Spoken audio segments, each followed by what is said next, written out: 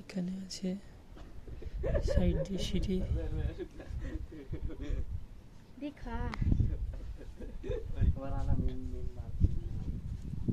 একটা গেট এখানে, এখান থেকে দৃশ্য দেখা যাচ্ছে।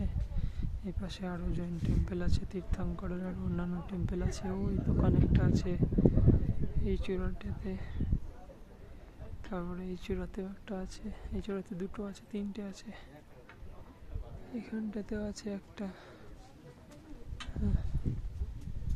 এখানটাতে একটা আছে।